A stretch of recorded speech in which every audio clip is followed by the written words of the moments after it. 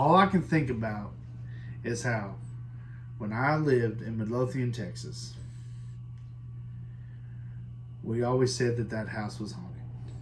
And this is why. It would slam doors, which y'all can say it's wind, air conditioner, whatever, right? Okay. Boom! I mean, it was. I didn't scare you? No. Damn, I really thought it was going to work. But, I'll edit that out.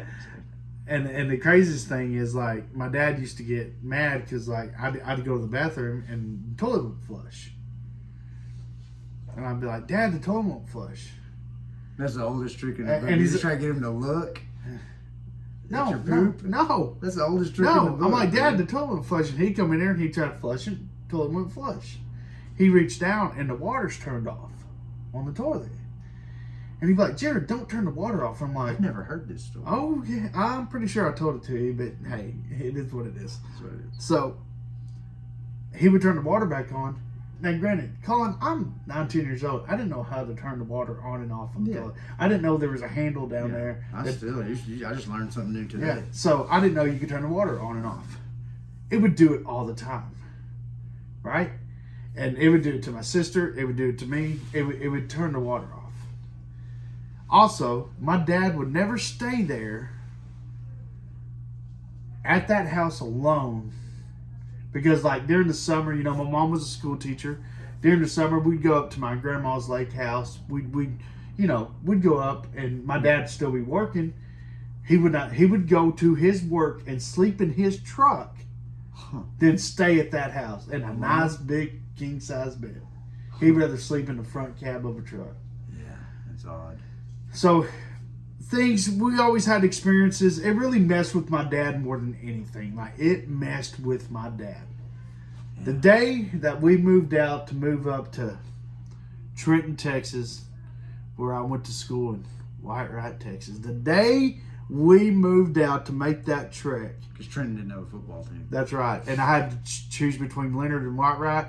And I got out Dave Campbell's Texas Football Magazine. And I grabbed him. I was like, come here to me. And I looked at the records, me. And Leonard was like 3-7, and White Wright was 9-1. And I'm like, well, where am I going? I'm going to the winners. Decisions. Yeah. So we were district champs forever. Anyways, I don't know what's going on with this. Hey, kids, listen. Lift weights, okay? I don't know. These kids are like 130 pounds, soaking wet. Like, what's going on with y'all? Like, none of y'all look strong at all. Let's go to the UFOs and religion. Like, we would wear y'all out. But anyways, back to the thing. So that morning we're leaving. My dad's taking down the trash cans one last time, right? So our house in Midlothian, I'm going to try to paint this for y'all. Big, beautiful house. Had a long driveway up, and then off that long driveway, it had a circle drive. My dad takes the trash down right here to the bottom of the driveway. Now, on that circle drive right here in the middle was the front entrance to the house. Had these bricks that kind of went out like this, and you could walk right up. My dad sees a shadow walk out that door and down the other side of the circle drive. Benny Elohim. And now here's the thing. About a month before that, my sister's car got paintballed. Like, somebody drove by, shot her car up, right? O-Dog style, or? I don't know. It was green. I remember that it was green. My dad had to go to Mako and get it repainted. Mako didn't even send it down. They repainted it, and you could see where they shot the car. What are you going to do, right? $199. It's a special. Anyways, maybe so my dad's yelling, hey, what are you doing? Who are you? Stop right there. And it's not stopping. Like, it's just walking down the driveway. Now, as Colin can look, he can see the hair on my arm standing up is what I'm fixing to say. My dad finally gets up to the front door, and as he looks, there are wet feet print from the door, down the driveway, across the road, and to the pasture.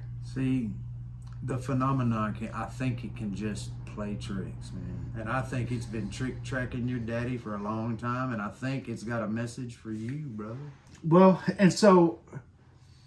Tune in. Well, let me say this. So, after that, when we moved up to Trenton, I only had one more experience. And here's the funny thing. My mom, she will never admit to any of this. She will, you can say, Mom, you know this happened, and she won't have nothing to do with it. That reminds me of very devout Muslims. They will not speak of the... Oh. And that kind of is probably why your mom won't speak of it. Even speaking it brings it up, it around. So sorry. I'll never forget. It was the summer before I started my freshman year at White Rat. We were moving into the house, and we were standing. So you remember the house in Trenton? I don't even remember the house in Trenton, but we had a real long hallway. Remember the house in Trenton was in the back by itself, like it was. It nestled up to not a creek bed, but like a row of trees. Like it was the last of a. It was on 5 acres, it was the last in a little bitty neighborhood in the country. It was like a rural neighborhood. Had a real long driveway that went through the trees just to get to the house. You had neighbors, but you couldn't even throw a ball at No, we were on 5 acres, so we were really secluded. So we're messing around in the house. And all of a sudden, me and my mom, and I know she heard it because she looked at me. We heard this noise. And we both made eye contact at each other. And I looked at her and I said, "You heard that. You heard that." And my mom goes, "No, Jared, I didn't hear nothing." Yeah, it sounds like, I think she knows a little more. But here's the thing. Do you want to know what that sound was? A fart? Oh, no. It was children laughing. And it wasn't just one children. One children? It was multiple children's. Diverse? Yellow, brown, Puerto Rican, Haitian? I can't say what diversity the ship was, but I'm pretty sure it was an old wooden battleship. Of course it was. And they laughed. And this is 1 o'clock in the afternoon. The hot Texas sun is beating down. Maybe. And there's children laughing. Maybe they want you to bring the laughter. Well, Tune in, bro. I've always felt attention. like I've brought the laughter. I think that's one of the things that I've always taken pride in is I'm a pretty funny guy. I've been itching at his ass for 2 years to get 1 minute of stand-up comedy together so we can go to Kill Tony. I'll bust a freestyle. You bust some comedy out, man. We'll be kings of Austin, man. But anyways, I wanted to say that, you know, these experiences, and now that I've heard the Chris Bledsoe episode and stuff like that, like it really kind of hit home as far as, okay, I've seen something similar. My dad has seen something similar. We've had similar paranormal activities happen to us that kind of happened to Chris Bledsoe. Of course, ours isn't as much as what he talks about, but it's still some kind of similarity.